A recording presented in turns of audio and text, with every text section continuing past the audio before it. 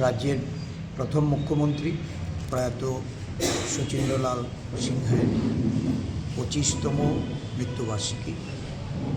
এই উপলক্ষে ত্রিপুরা প্রদেশ কংগ্রেসের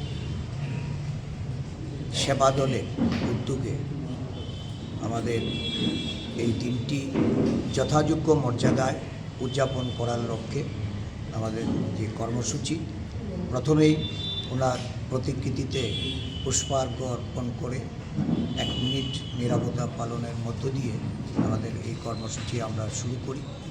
এরপরে এক আলোচনা সভায় আমরা ওনার জীবন দর্শন নিয়ে এখানে বিভিন্ন প্রদেশ নেতৃত্ব এরা বক্তব্য রাখবেন। প্রয়াত শচীন্দ্রলাল সিংহ ছিলেন এই রাজ্যে জাতি উপজাতি সমস্ত অংশের মানুষের একজন প্রিয় মানুষ, যাকে সকলেই শচীনদা হিসাবে ডাকতেন বা চিনতেন। ছোট বড় সকলের মধ্যেই উনি শচীনদা নামে জনপ্রিয় ছিলেন।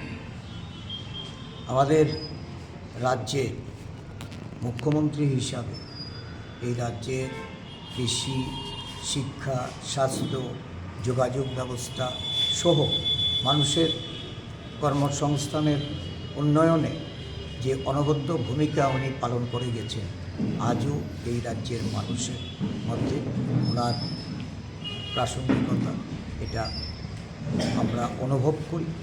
আমাদের উপলব্ধি যে বর্তমানে জাতি উপজাতির মধ্যে যে বিদ্বেষ তৈরির প্রচেষ্টা চলছে, ধর্মীয় উন্মাদনা, সাম্প্রদায়িক হাঙ্গামা, এগুলি রাজনৈতিক মুনাফা লুটার লক্ষ্যে একটা অশুভ শক্তি যে উন্মেষ, এটাকে যদি আমাদের প্রতিরোধ করতে হয়, মুছে ফেলতে হয়, তাহলে শচীনবাবুর যে আদর্শ, তার জীবন দর্শনকে সামনে রেখে আমাদের সংকল্প গ্রহণ করতে হবে। এই দিনে একটা কথা না বললে হয় না, আমাদের পার্শ্ববর্তী রাষ্ট্র বাংলাদেশের মুক্তিকামী শক্তি যখন সেখানে গণতন্ত্রের স্বাদ পেতে তারা যখন আন্দোলন শুরু করে, যার পেছনে অকৃত্রিম যে ভূমিকা, এই ভূমিকা পালন করেছেন আমাদের শচীন্দ্রলাল সিংহ মহাশয়।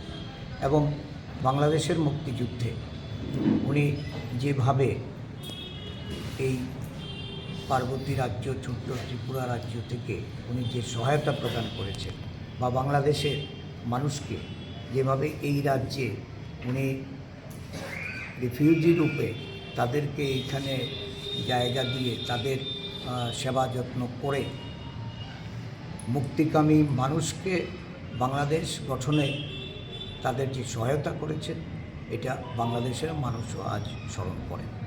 তো এই ধরনের ব্যক্তিত্ব, এটা আমাদের সকলের আমরা অনুসরণীয়। আমরা আগামী দিনগুলিতে ওনার এই ওনার যে ভূমিকা রাজ্যের জন্য, দেশের জন্য, এই ভূমিকাকে আমরা জনসম্মুখে তুলে ধরে জাতি উপজাতি যে ঐক্য, এই ঐক্য বজায় রাখার আমরা আহ্বান রাখছি। উনিই একমাত্র মুখ্যমন্ত্রী যিনি তার মুখ্যমন্ত্রিত্বকালে সর্বপ্রথম আদিবাসীদের তাদের প্রতিনিধিদের ডেকে কেন্দ্রীয় সরকারের খরচায় উনি প্রথম 1950 সালে বকাফাতে প্রতিনিধি সম্মেলন করে এই রাজ্যে আদিবাসীদের তাদের উন্নয়নের জন্য, জমিয়াদের তাদের পুনর্বাসন দিয়ে তাদের ব্যাপক উন্নয়ন ঘটানোর জন্য পরিকল্পনা গ্রহণ করেছিলেন। এবং আদিবাসীদের তাদের ক্ষমতায়নের প্রশ্নে উনি লড়াই করেছিলেন।